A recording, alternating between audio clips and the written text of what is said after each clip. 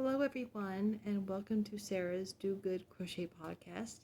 This is episode 6, and I am Sarah. I am coming to you from Wasilla, Alaska.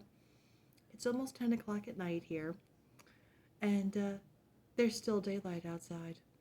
If you were here, then you would think, I got another half hour at least before I have to go to bed. The sun's still up. Anyway, I hope you're having a wonderful day or evening or whenever this finds you. Before I really launch into my video, I really want to thank all of you who watched episode 5 and watched it again maybe, or you told your friends and you told them to watch it, because I did not expect the explosion of views that I got, and they are still slowly coming in for episode 5. Thank you for everyone, for all of you new subscribers. Thank you so much for subscribing. I hope you don't regret it. If you are new to the channel, hi. I hope you're doing well.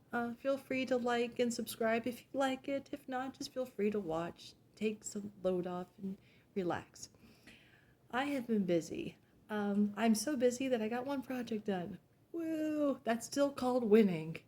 And it involved 2 items, so therefore it's 2 finished objects, right? Yes, it can definitely count as 2.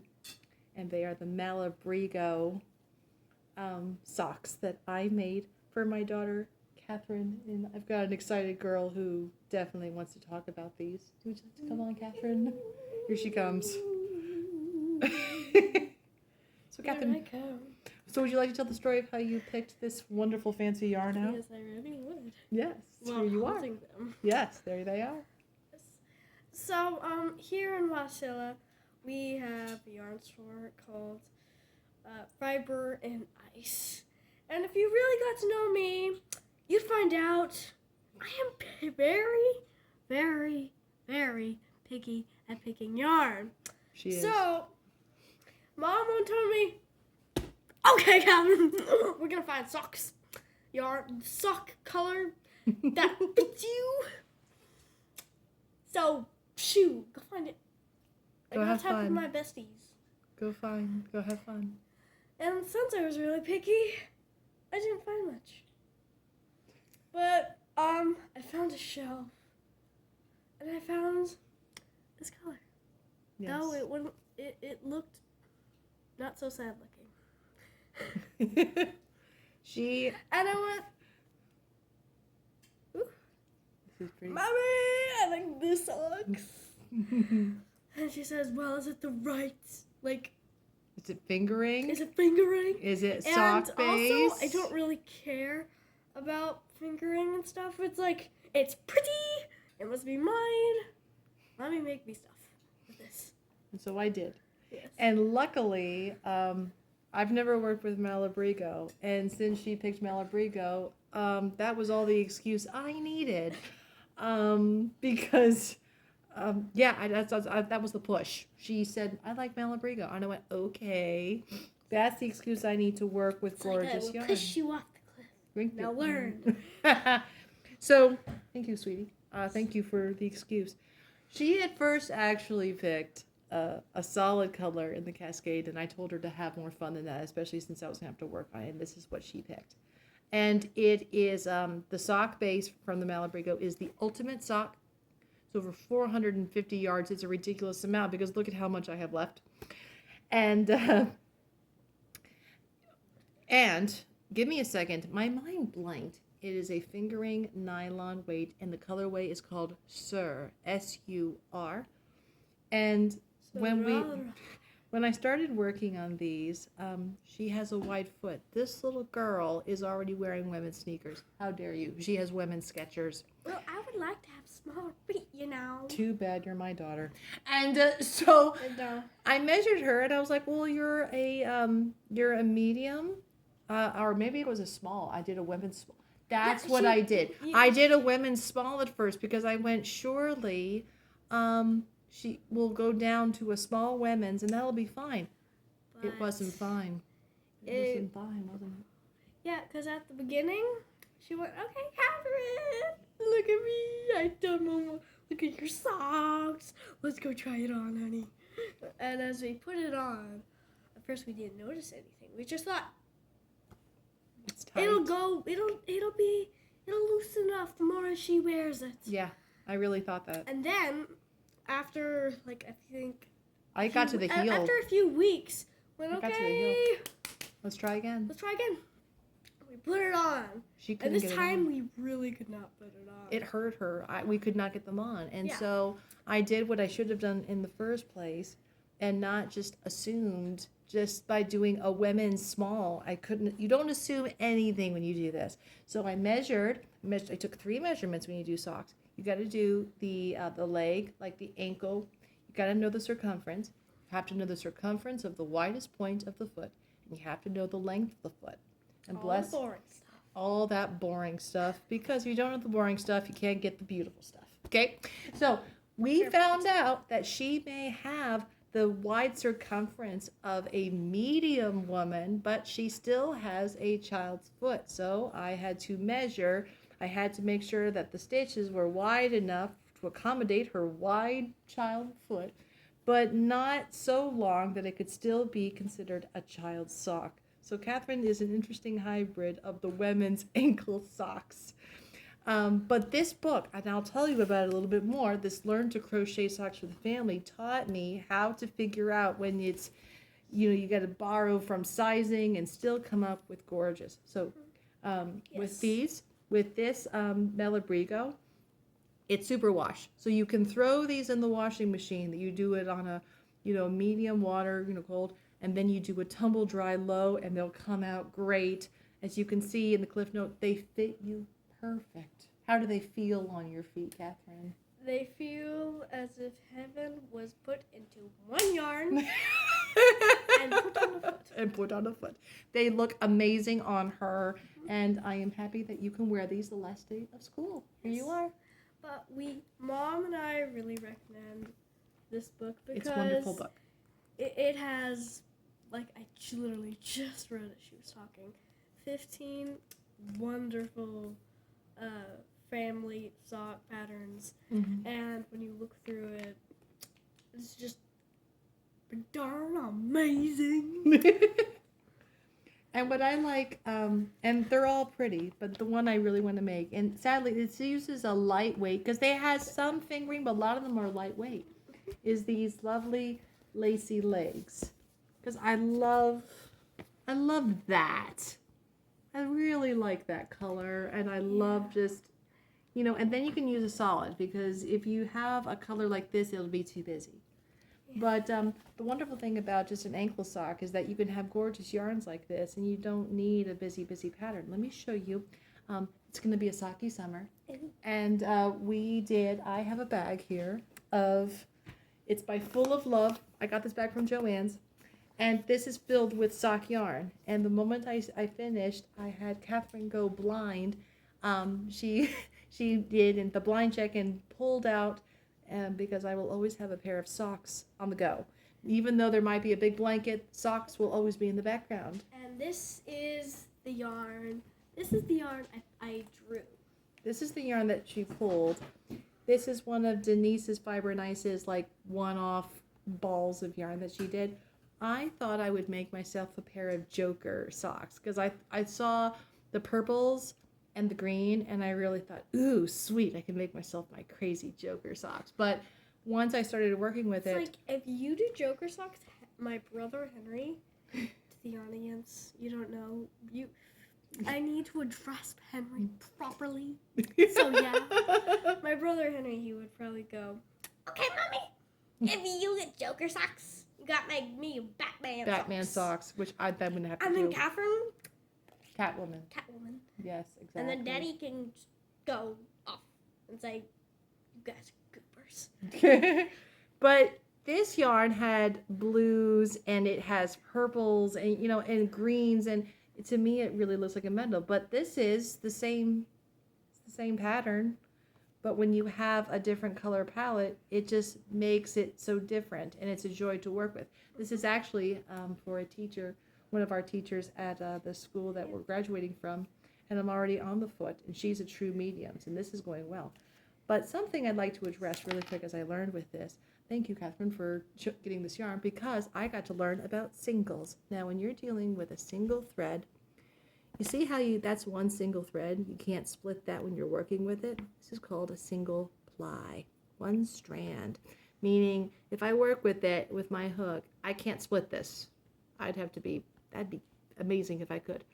But it's very slick, and it's very silky, and that's why people love Malabrigo. It feels so smooth, and I don't think there's no silk in this. It's just a super washable. It's lovely. Working with this in the beginning, I wanted to lose my mind because it wanted to twist, and it was because this is how she starts. So if you came to our house, there's upstairs, downstairs, and if you walk downstairs, walk to your right, there's a little, my office. Here's your mom's office, aka the yarn storm. That's where the stash lives. We do not speak of the stash. It's getting better, slowly. He still exists, Mom. But it's it's so bad. the twist. She would catch me down there arguing with this yarn because the twist, and it would dangle and it wouldn't stay. Because the lighting is kind of. It's bad. not the best. It's not like in here where it's bright. It's not the best lighting. And this And I is started dark. feeling like, This is I dark. hate you, yarn. Because I found her one day and she was like, I hate you. And it was so dark. Make sure you have good lighting when if you work with this colorway. And the stitches were so small and the hook was small. And to get started, I was like, oh my goodness, I have to walk away or I need to have better lighting to work with this. So make sure you've got incredible lighting when you start. I'm looking forward to using my sock yarn because mine is not nearly as dark as this. I would love to do another Malabrigo project in a worsted weight, make a shawl, and see if it's still as fiddly as it is. Because I'm doing these, and this is plied. I don't know if you can, let's see if I can hold that up. But do you see, like, there's like a subtle twist.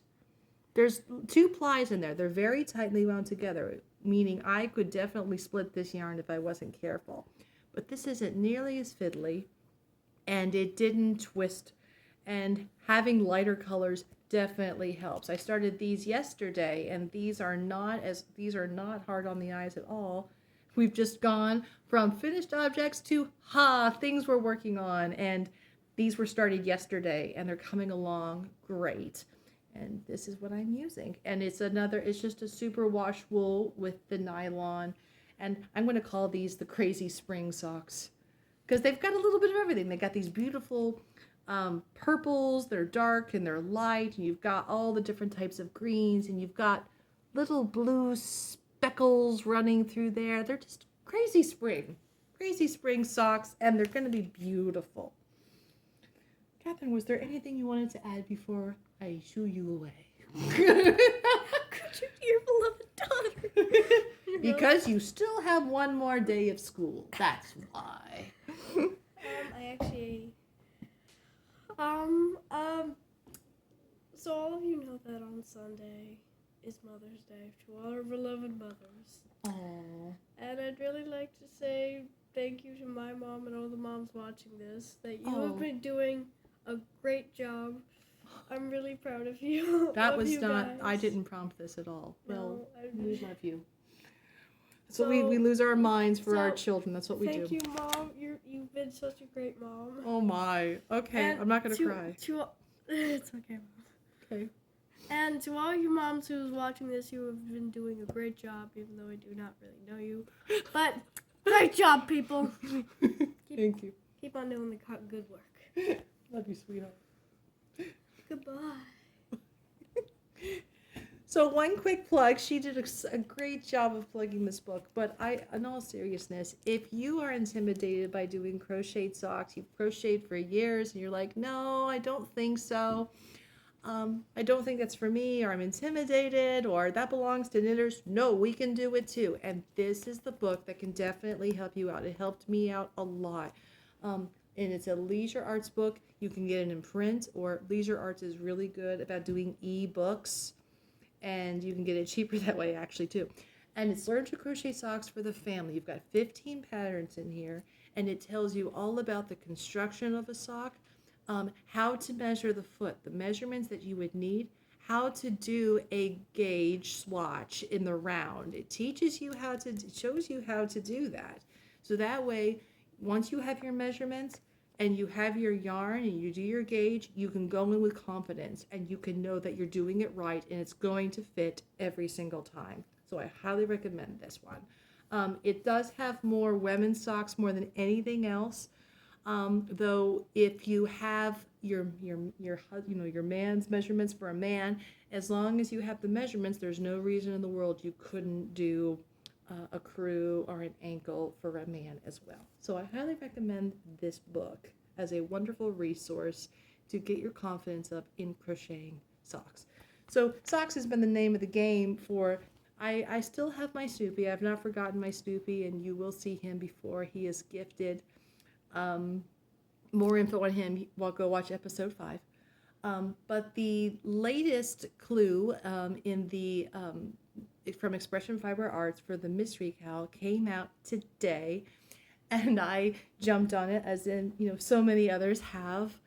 There are women on Ravelry who are already posted that their finished clue, and I'm not that fast. But I got my yarn and I've started working on mine. I'll just show you where I am. I picked the color that they suggested was called a Hint of Mint. This beautiful light green, mint. And I didn't do that, of course, because I haven't followed them yet. Why would I start now? But I love the idea of greens, a new color. So I went with Denise's Merino Superwash Sport, 348 yards of Northern Lights. And so this is the colorway. And it uses, in this clue, it does a spike stitch. Now, you'll get to see, this is where it looks like. And let me see if I can show you. Here are the spike stitches. And I think that these greens with the yellow are going to look lovely. This is actually the beginning of round 2. I've just started round 2. There's 5 rows in this. But that's where I am. And I think it's going to be beautiful. I always seem to pounce on these the moment I get them and get them done. I'll probably have this clue done by the end of the weekend. But it's I highly recommend still, if you haven't gotten into it, I don't think it's too late. Definitely get started. People are still joining. It's from Expression Fiber Arts. It's the Multivalence Cow. We are on clue 5, and there are people still joining and posting their pictures on Ravelry, and it's just fun. It's a really nice, simple pattern, and if anything, just get it so that way maybe you can start one next year. So that is my MCal, and believe it or not, that is all of the crochet projects that I've been doing. I really wanted to get socks done. Next we'll be, working on the Snoopy Lovey and the Woodstock Lovey and the cows. As I go into the summer, what are your goals? What are your crafting goals? My goals are really to finish blankets and to, sake summer. We're calling it a sake summer. And those are my goals for as we go into summer break. I'm so ready for summer break.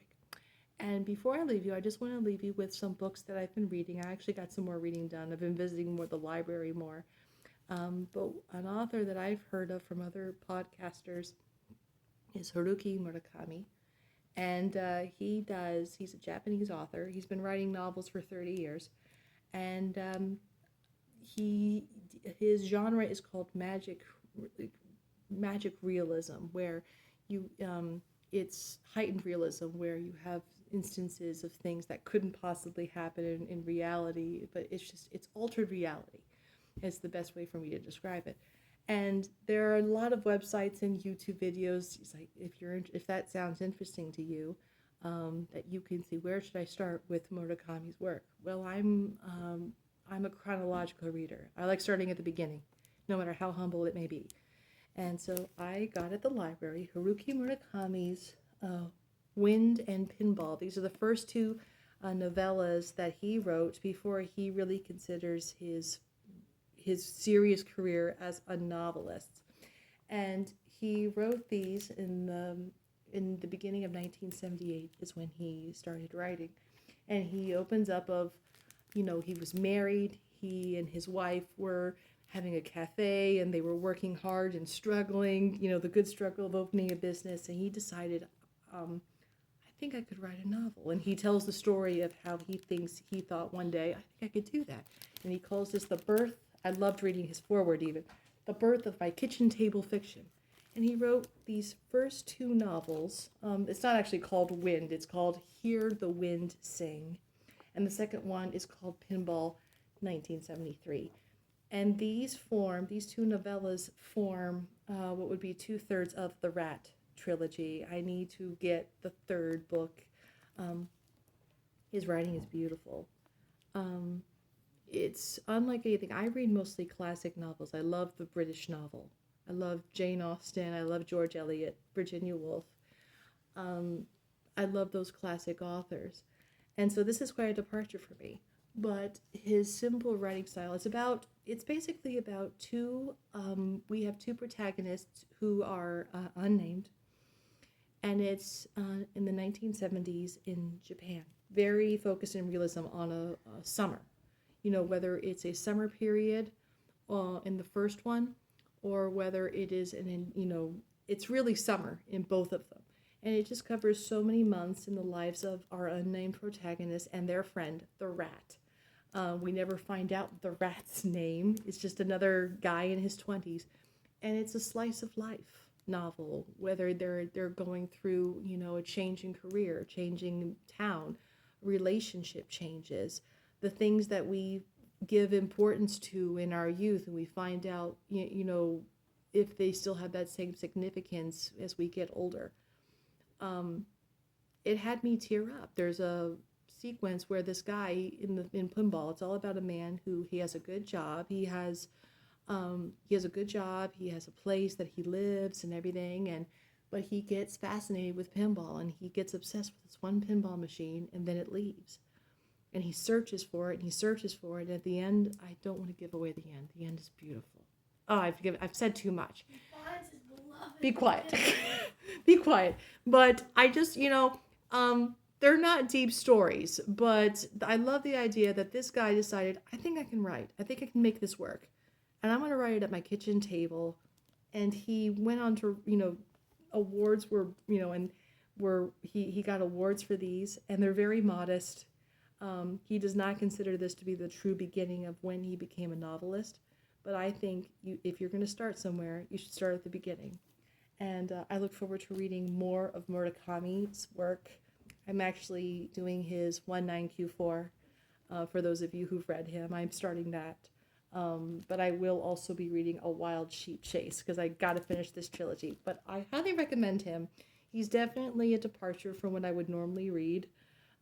If you are into classical fiction and you are definitely a staunch in that type of literature, then maybe not. But I found this to be a great departure from what I usually read. So that is the book.